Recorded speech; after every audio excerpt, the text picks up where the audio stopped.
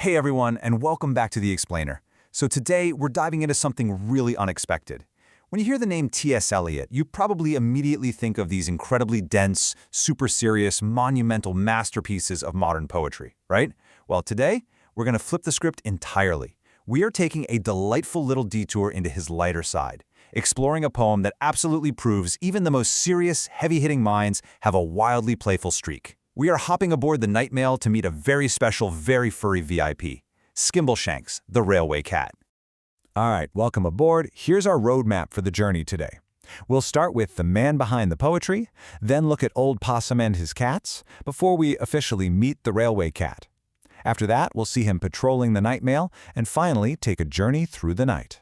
So, let's jump right into part one, the man behind the poetry, tracing his path from Missouri to the Nobel Prize. Now, before we can really appreciate this whimsical train-riding cat, we've got to understand the guy who dreamed him up in the first place. Thomas Stearns Eliot was born in Missouri back in 1888.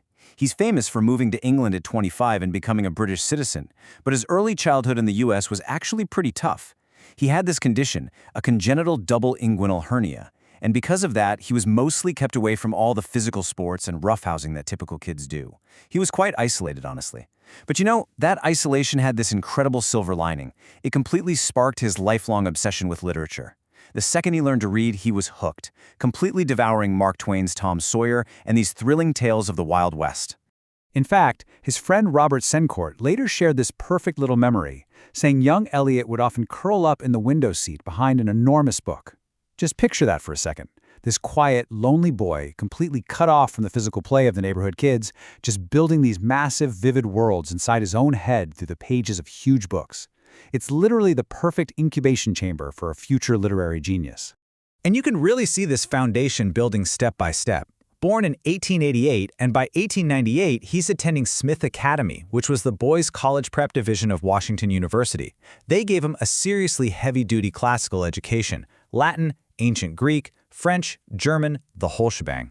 Then, bam, at age 14, he writes his very first poetry. And he was hugely inspired by Edward Fitzgerald's translation of the Rubaiyat of Omar Khayyam. So even as a young teenager, he is already soaking up complex structures, rhythms, and classical themes like a sponge. Which brings us to section 2, Old Possum and his cats, exploring his whimsical alter ego.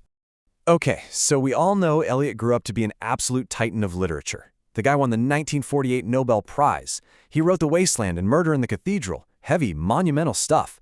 But flash forward to the 1930s, and he develops this completely opposite, wildly fun persona. I mean, just look at the names he gave his cats. Jelly Lorem, Petty Paws, Whiskus, George Pushdragon. George Pushdragon, are you kidding me? He actually wrote a whole series of cat poems in the 1930s, mailing them off in letters to his godchildren under this playful pen name he made up, Old Possum. He owned a bunch of cats throughout his life, loved them dearly, and clearly had the absolute time of his life inventing these quirky, bouncy, rhythmic names for them.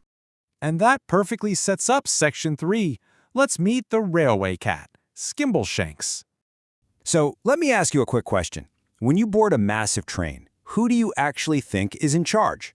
The driver, the conductor, maybe the station master?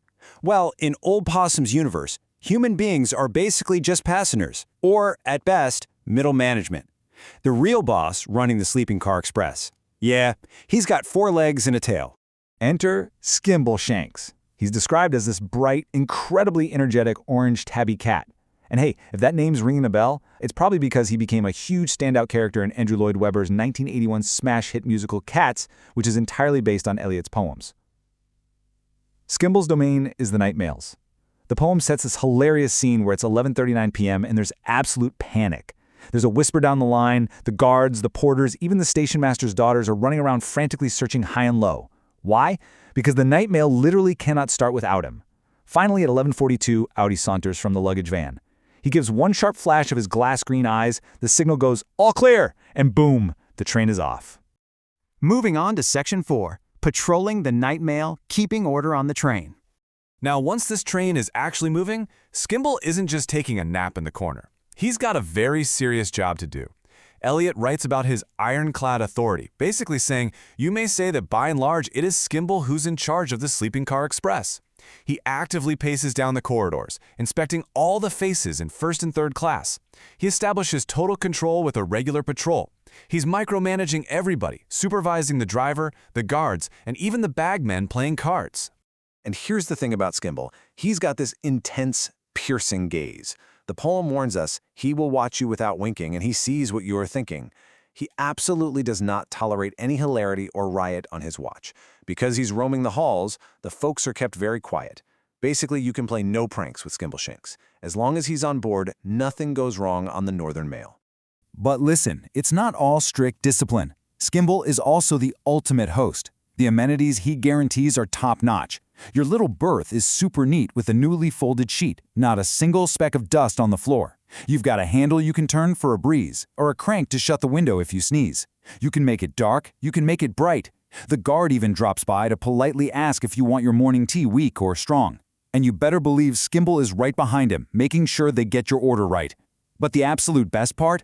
When you pull up the counterpane in your cozy bed, you can rest easy knowing you absolutely will not be bothered by mice.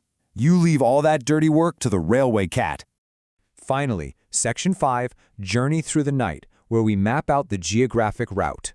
So while you and I are fast asleep, Skimble is pulling the graveyard shift. But hey, even the most diligent railway cat needs to take a breather, right? Eliot writes, "In the watches of the night, he is always fresh and bright.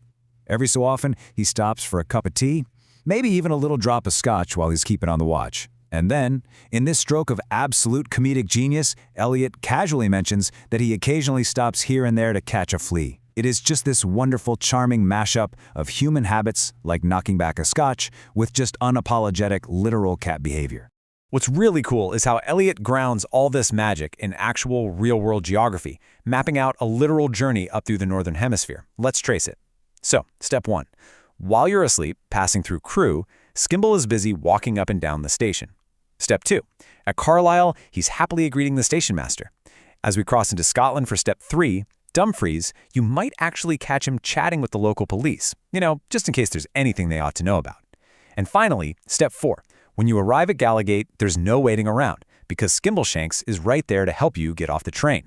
And as your trip comes to an end, our heroic orange tabby gives you a little farewell wave of his long brown tail. It's a sweet promise perfectly captured in this line. "I'll see you again. You'll meet without fail on the midnight mail, the cat of the railway train." He is just this constant, totally reassuring presence out there on the rails. Which brings us to the end of our journey today, but it leaves us with a genuinely fascinating question to chew on. Does knowing the whimsical old possum change how we read these serious masterpieces of T.S. Eliot? I mean, when you remember that the exact same guy who wrote the dense, fragmented brilliance of The Wasteland was also spending his free time writing about a tea-drinking, green-eyed tabby cat who micromanages train conductors, well, it definitely adds this brilliant, warm layer of humanity to his genius, doesn't it? It's a great reminder that the most profound minds out there often have the absolute best sense of play. Thanks so much for taking this ride with me today. I hope you never look at a train journey or a tatty cat quite the same way again.